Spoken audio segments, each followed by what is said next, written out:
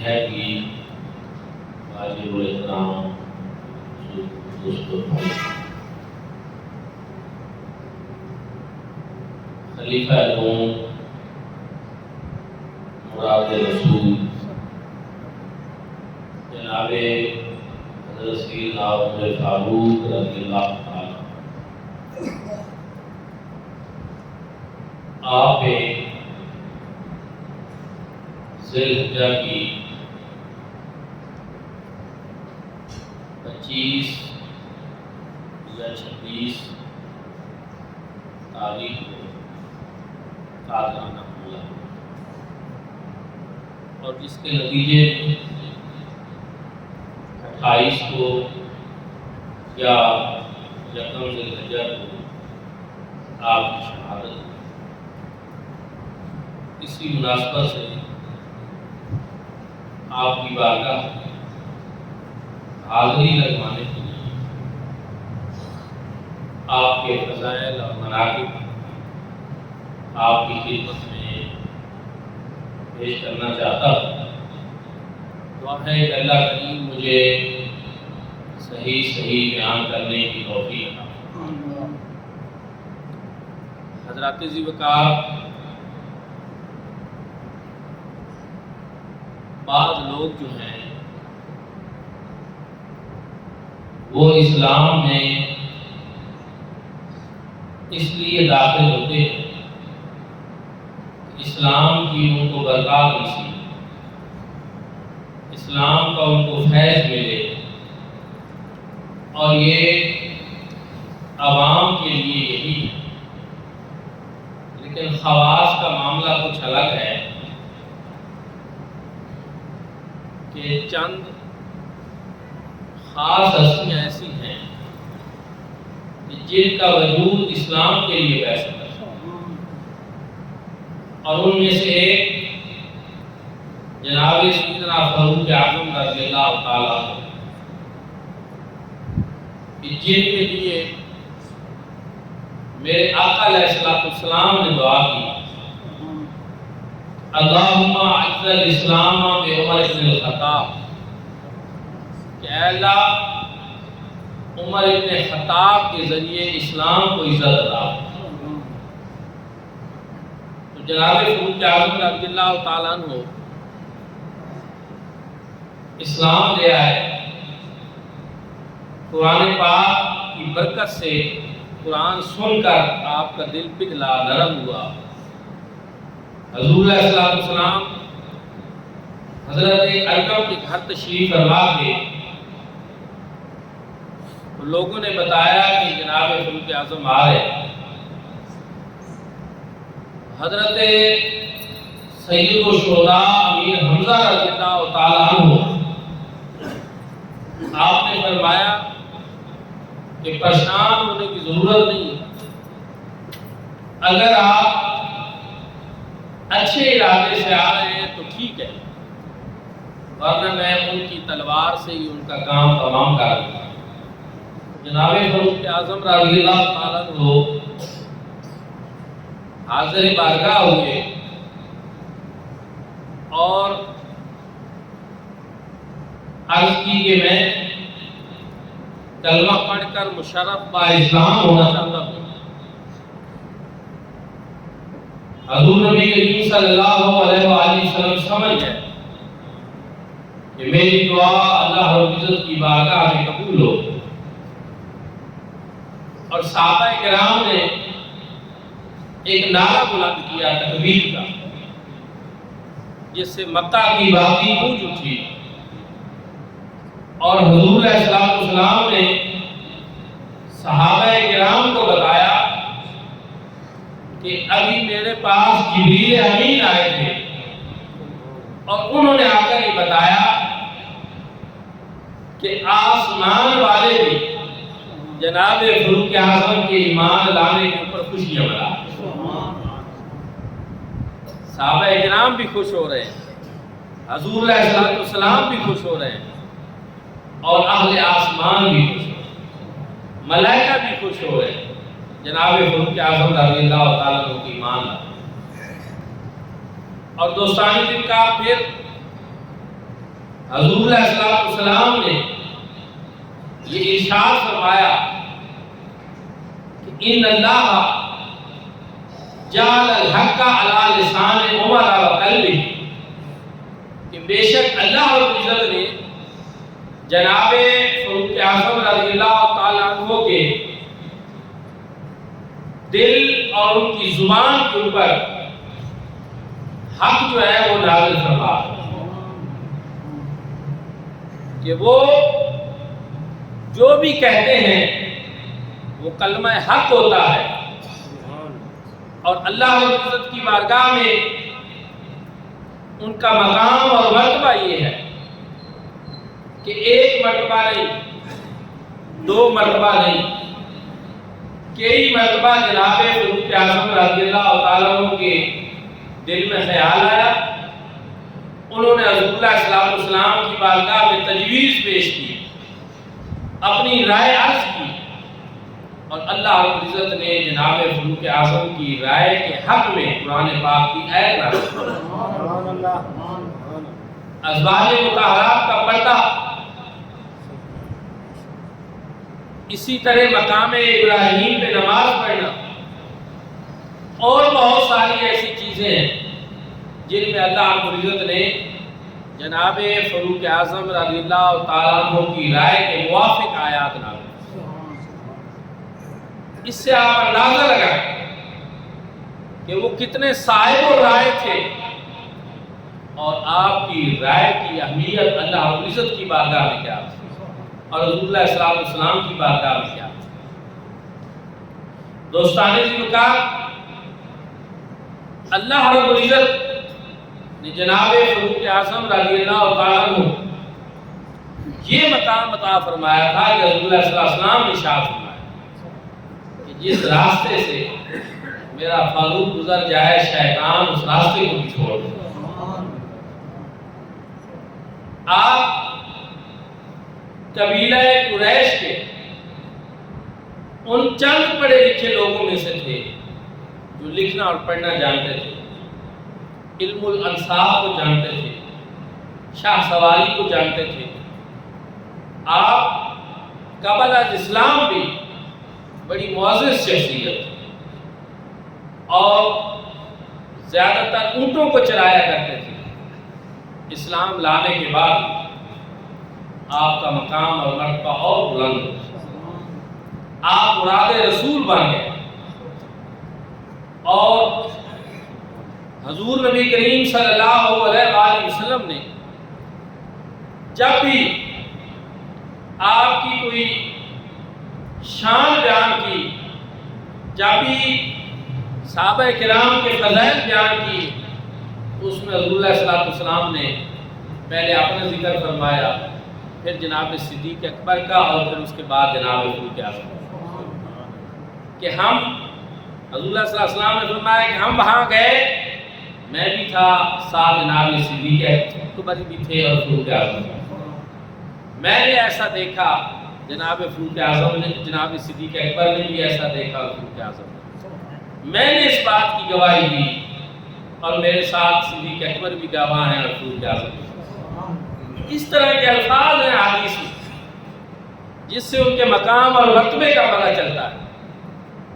اور پھر ایک اور چیز میں آپ کو بتانا چاہتا ہوں کہ آپ کے دور خلافت میں اسلامی سلطنت کی سرحدیں بہت وسیع ہو، 22 لاکھ مربع میل میں اسلامی سلطنت کی سرحدیں پھیلی۔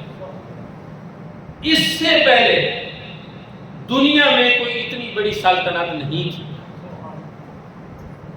اس سے پہلے اتنی بڑی وسعت والی سلطنت دنیا کی تاریخ میں نہیں تھی، جو جناب فاروق اعظم رضی اللہ تعالیٰ عنہ کے دور میں جتنی سلطنت کی وسعت ہوئی۔ اور پھر آپ کے دور میں بیت المقدس کی فتح ہوئی، بیت المقدس کا محاصرہ ہوا، عیسائیوں نے، یہودیوں نے بیت المقدس کا دفاع کیا، تو یہودیوں نے مسلمانوں کے جو سپہ سالار تھے ان کی طرف ایک پیغام ہے کہ آپ بیت المقدس کا 10 سال بھی محاصرہ کیا رکھیں تو یہ اس طرح فتح نہیں. ہماری کتابوں میں لکھا ہے کہ جو اس کا فاتح ہوگا اس کی نشانیاں موجود ہیں. وہ کس شان کی عامل شخصیت ہوگی، ان کا چہرہ کیسے ہوگا، ان کے خط و خال کیسے ہوں گے، وہ کس طرح کی شخصیت ہوگی، یہ ہماری کتابوں میں لکھا ہوگا. آپ اپنے سپہ سالار کو ہمارے سامنے کریں، ہم ان کو دیکھ لیں گے. اگر وہ نشانیاں ان میں موجود ہوئی تو ہم شہر بغیر لڑائی کے آپ کے حوالے کریں، اور اگر نہ ہوئی تو ہم دفاع کریں گے اور کسی صورت یہ شہر آپ کے حوالے نہیں کریں. مسلمانوں نے اپنے سپہ سالار عمر ابن عاص کو دکھایا، حضرت ابو عبیدہ بن جراح کو دکھایا، ان کا نہیں، ان میں وہ نشانی موجود نہیں. حضرت عمر ابن عاص نے جناب فاروق اعظم رضی اللہ تعالیٰ عنہ کو ساری صورتحال سے آگاہ ہوا. آپ نے جب ان کا خط پڑھا تو آپ سمجھ گئے، فرمایا میں بذات خود وہاں جاتا. آپ مدینہ شریف سے چل پڑے، ایک اونٹنی، ایک امیر المومنین جناب فاروق اعظم رضی اللہ تعالیٰ اور ساتھ ایک. اب سفر لمبا تھا، مناسب یہ نہیں تھا کہ دونوں شخص ایک اونٹنی پہ بیعت ہو کر سوار ہو، اور یہ بھی مناسب نہیں تھا کہ صرف ایک سواری کرے اور دوسرا پیدل چلے. اتنا لمبا سفر ایسے طے ہونا مشکل تھا. جناب فاروق اعظم رضی اللہ تعالیٰ عنہ نے طے یہ فرمایا کہ اتنی مسافت میں سوار رہوں گا اور غلام پیدل چلے، اور اتنی مسافت یعنی جو کوئی میل اس دور میں کلومیٹر انہوں نے رکھے، اتنے غلام سواری پہ سواری کرے گا اور میں پیدل. اب اتفاق ہی دیکھیں کہ جب آپ بیت المقدس کے قریب پہنچے تو پھر باری آ گئی غلام کے سوار اور آپ کے پیدل چل. فتح کرنے ایک فاتح جا رہا ہے شہر، امیر المومنین، 22 لاکھ مربع میل کا حکمران، اور غلام عرض کر رہا ہے کہ جناب آپ میرے آقا ہیں، مسلمانوں کے امیر المومنین. یہ بات مجھے مناسب نہیں لگتی کہ میں سواری کے اوپر سوار ہو جاؤں اور آپ پیدل چلیں. میں اپنے حق سے خود دستبردار ہوں، آپ مہربانی کریں، سواری پہ سوار ہو جائیں اور میں ساتھ پیدل چلوں. جناب فاروق اعظم رضی اللہ تعالیٰ عنہ نے فرمایا نہیں، عدل فاروقی اس بات کی اجازت نہیں، جو طے ہوا ہے آپ وہی کریں. غلام نہ چاہتے ہوئے بھی حکم ماننے پہ مجبور تھا. الامر فوق الادب، حکم ماننا یہ ادب سے زیادہ فوقیت رکھتا ہے. حکم آ گیا، وہ سواری پہ سوار ہو. اب جناب فاروق اعظم رضی اللہ تعالیٰ عنہ بیت المقدس کے قریب پہنچ رہے ہیں اور یہودی تورات لے کر وہاں اونچی جگہوں پہ بیٹھ گئے اور وہ نشانیاں دیکھ رہے ہیں. اس میں تو یہی لکھا تھا کہ جو مسلمانوں کا فاتح ہوگا وہ پیدل چل کر آئے گا اور جو اس کا غلام ہوگا وہ سواری کے اوپر سوار. اس میں ساری وہ نشانیاں بتائی ہیں.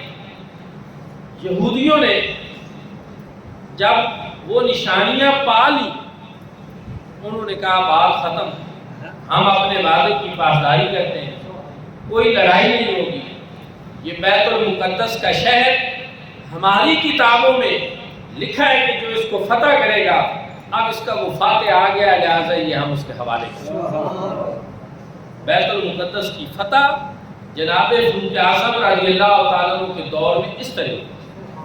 اس کی جنگ نہیں ہوئی، اس کی لڑائی نہیں ہوئی، بلکہ انہوں نے اپنی کتابوں میں جو نشانیاں تھیں وہ نشانیاں دیکھ کر وہ شعر جناب فاروق اعظم رضی اللہ تعالیٰ عنہ کے حوالے کریں۔ اس سے یہ بھی پتہ چلا کہ جو پہلی آسمانی کتابیں ہیں ان میں بھی جناب فاروق اعظم رضی اللہ تعالیٰ عنہ کا ذکر موجود ہے، ان کی شخصیت کے خد و خال موجود تھے۔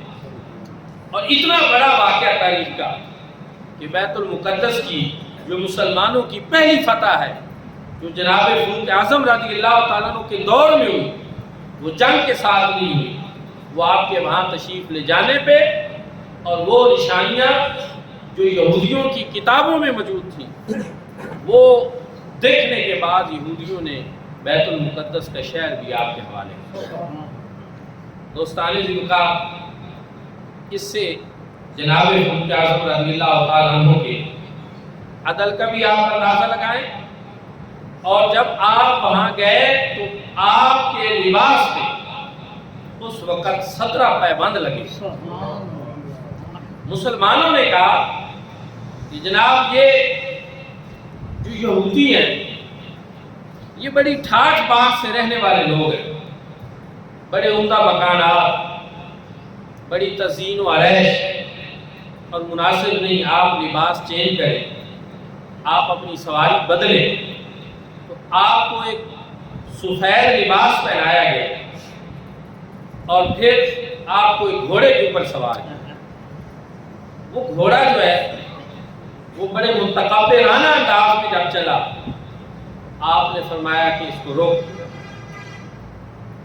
واپس میرا لباس بھی لیا اور میری اونٹنی بھی لیا۔ تکبر مسلمانوں کے لیے ٹھیک نہیں۔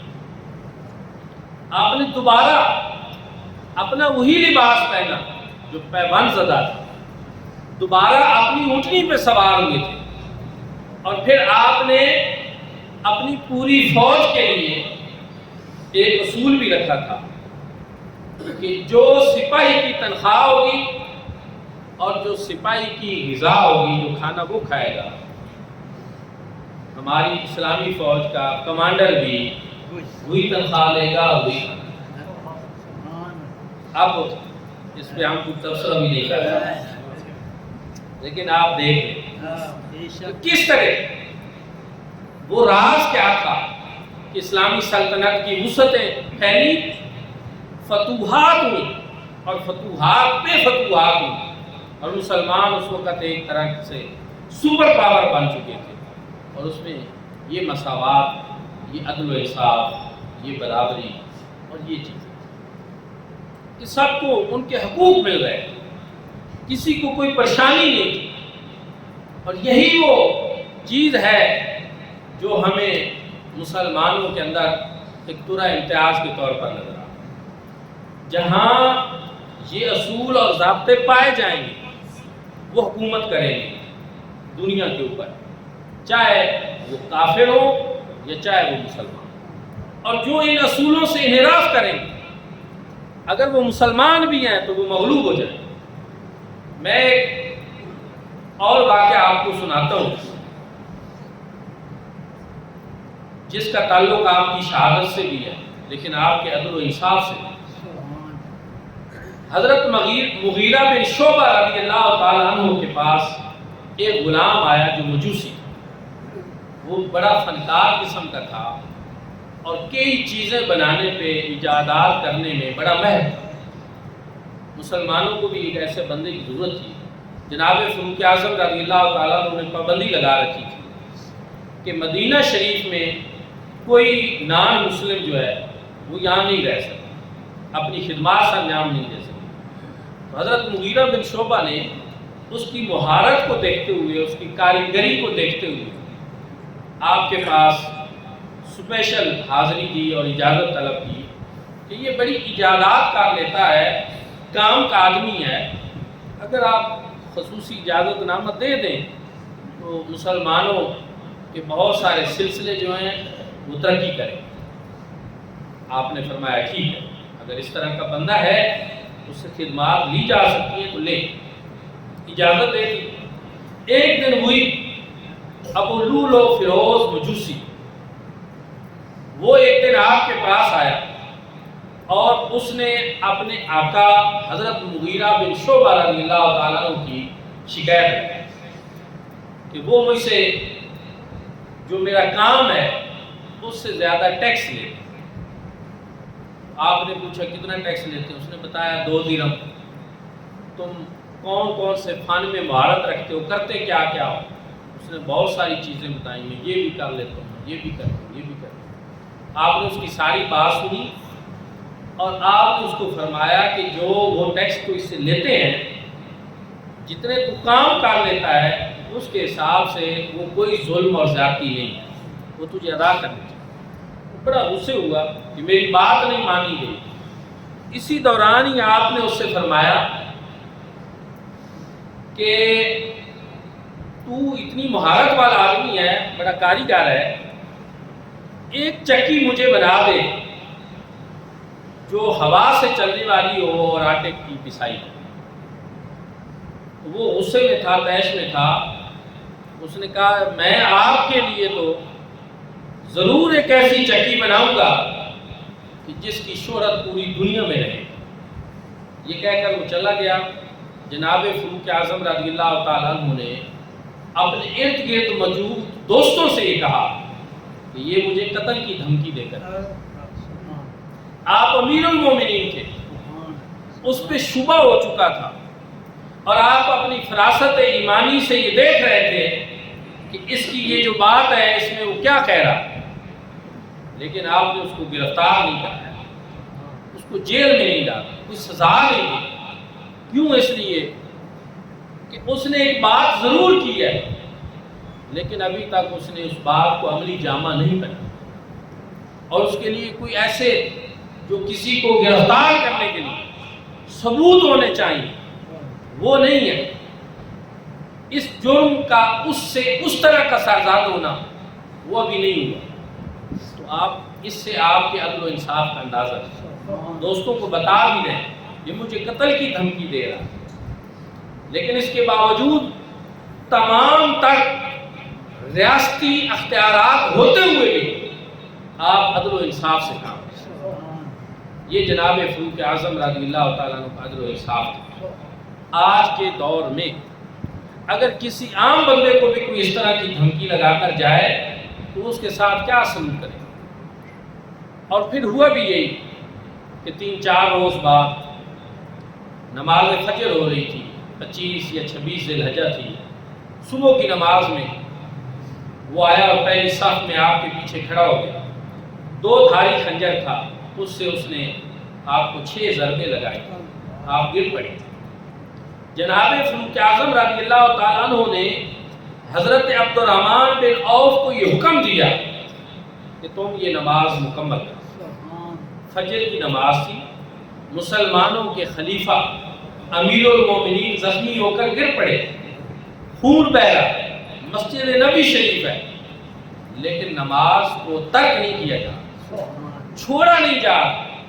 کیوں؟ اس لیے کہ صحابہ کرام رضوان اللہ تعالی علیہ مجمعین ان کے نزدیک اس دور میں جس طرح اسلام کی ایک مرکزی شخصیت اس وقت جناب فاروق اعظم رضی اللہ تعالی عنہ کی تھی، اسی طرح اسلام کی عبادات میں نماز کو بھی مرکزیت۔